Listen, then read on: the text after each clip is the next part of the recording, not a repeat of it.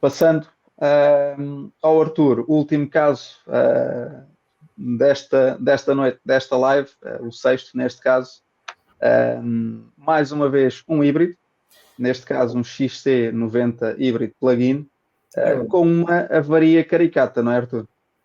Porque ao fim e ao cabo, sendo um carro híbrido, continua a variar dos mesmos sistemas que haveria um carro convencional. Portanto, e nesta situação foi também um bocadinho até o que me levou a escolher este caso, além de não ter sido um caso assim até muito complexo de resolver, a priori, mas também foi um bocadinho só para mostrar que sim, os carros híbridos também eles precisam de outras manutenções e também eles vão variar de outras coisas que não só a parte elétrica e da alta tensão e os cabos cor-de-laranjas. Portanto, não é por ser um carro híbrido que a pessoa vai ter que logo à partida que vai ser um grande problema. Portanto, isto também vão variar de coisas banais.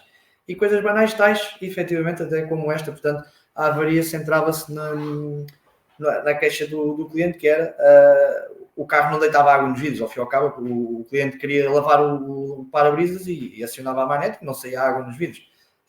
Claro, com certeza o cliente deve ter ido repor o líquido de lava-para-brisas e lá constatou, de facto, se calhar não era por falta de água, e então levou o carro à oficina onde habitualmente fazia as suas manutenções ou reparações. Entretanto, de facto, o carro, quando entrou no reparador, o reparador também lá se deve ter apercebido que, de facto, a avaria parecia ser assim um bocadinho mais estranha. No entanto, a sua consulta connosco começou logo por dizer que tinha aquela viatura, com aquele sintoma na oficina, e passou-nos logo o código de avaria, porque lá está. Uma vez mais, estamos perante aqueles códigos de avaria que são um pouco estranhos, também não há assim uma tradução muito coerente ou muito clara daquilo que realmente é, portanto já estamos aqui em códigos de avaria que já não é como aquele anteriormente do caso do colega David, que era um P0016 e que já toda a gente quase que sabe de cor o que é aquilo. Portanto, hoje também já começa a aparecer aqui uma situação deste género. Perante este código de avaria, o que é que fizemos? Dissemos ao cliente então para verificar alguns parâmetros na lista de dados, nomeadamente verificar se quando acionava a manete, se obtinha valores de ativação, isto porque realmente a causa que poderia estar aqui por trás desta anomalia podiam ser situações como uma falha do próprio interruptor da manete, portanto, a manete limpa-vidros ter um problema elétrico, ou até as próprias ligações na coluna de direção. Podia também ser uma falha da própria alimentação do motor do lava-vidros, portanto, o próprio motor do lava-vidros também defeituoso, uma unidade qualquer, portanto, uma unidade de carroceria que estivesse aqui também por trás desta avaria. De facto, o que é que foi sugerido então ao reparador para fazer? Verificar em lista de dados quando acionava as manetes, tanto para lavar o vidro da frente, como para lavar o vidro de trás, como para ligar as escovas, se todos esses valores de ativação eram reconhecidos pela máquina de diagnóstico, isto para descartar logo numa primeira análise se podíamos ter uma avaria na manete ou não.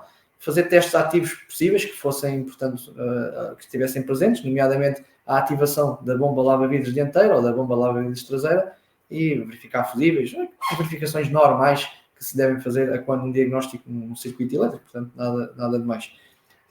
A questão foi que no decorrer deste diagnóstico, o reparador foi-nos dando o seu feedback e, ok, chegou-se aqui então a um ponto, ou seja, este diagnóstico culminou aqui então aparentemente numa conclusão que seria o motor de lava-vidros para a frente que não estava a funcionar corretamente, porque quando o teste ativo, portanto, quando era selecionada a manete, era reconhecido o estado de ligado, portanto, havia o reconhecimento de ligado da manete, mas, no entanto, o motor não acionava. Ao fazer o teste ativo para o motor da frente, verificou-se então que o motor também não funcionava, sendo que, aparentemente, o problema estaria no motor do lava-vidros. Portanto, em princípio, podíamos condenar logo ali o próprio motor. Portanto, a luz ao fundo do túnel já estava vista.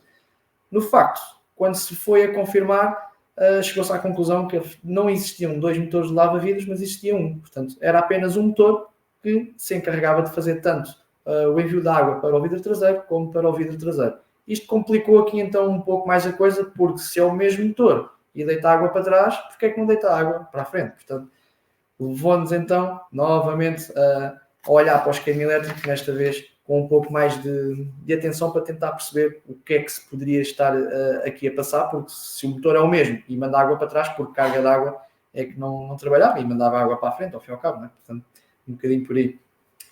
Arthur, eu confesso que não acompanhei de perto este dossiê, Mas olhando agora aí para esse esquema, acredito que logo se calhar uma das grandes dificuldades foi a perceber o que é que se estava a ver. a obtenção deste esquema e o que é que se estava a ver, não é? Porque o esquema Exatamente. original de Volvo não é assim tão fácil de obter aí no mercado.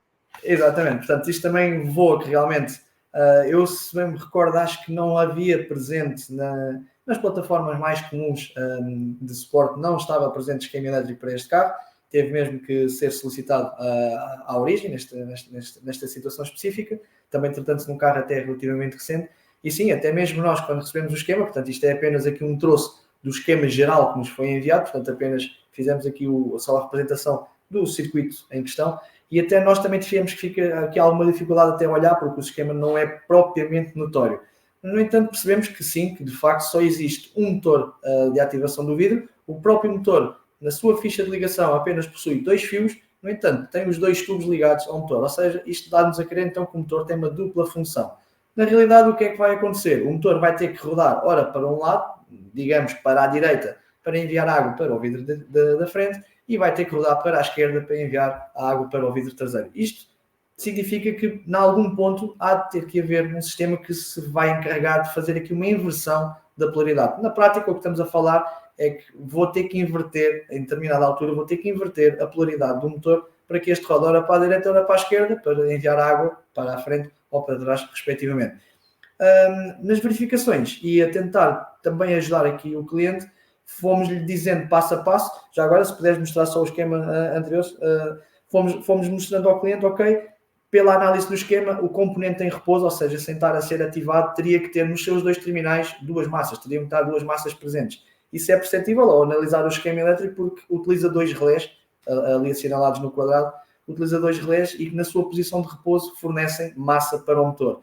Quando a alimentação, ou seja, quando a ativação do motor para o vidro dianteiro, há um dos relés que vai comutar ao positivo e o motor trabalhar num sentido, quando é necessário fazer a ativação do motor para enviar a água para o vidro traseiro, é o outro relé que então vai comutar ao positivo. Portanto, temos aqui então 2 relés que vão fazer a comutação. E, portanto, foi aqui um bocadinho também esta dificuldade de perceber qual era a jogada que a Volvo utilizava aqui. Portanto, foi aqui um bocadinho mais complexo neste sentido.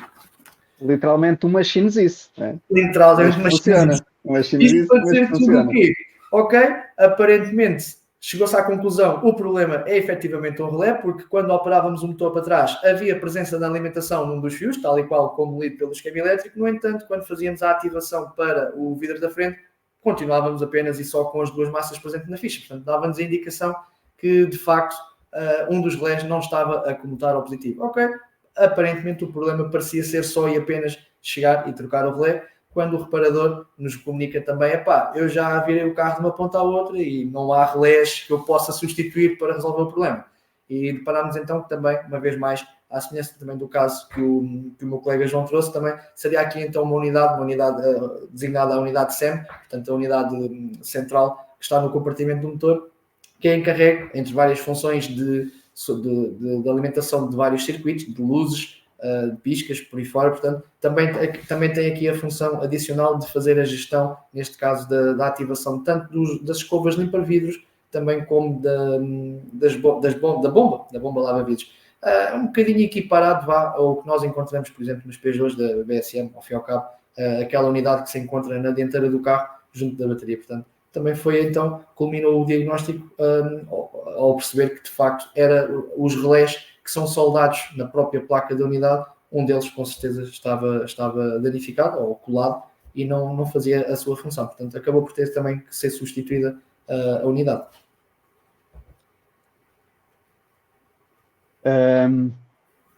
Sim, basicamente uma avaria aparentemente simples, mas depois aqui, devido à sua concepção, à sua arquitetura elétrica, não é, digamos assim, deu aqui um bocadinho mais pensado e que obriga aqui a puxar um bocadinho pela leitura de esquemas, pela interpretação do próprio esquema elétrico.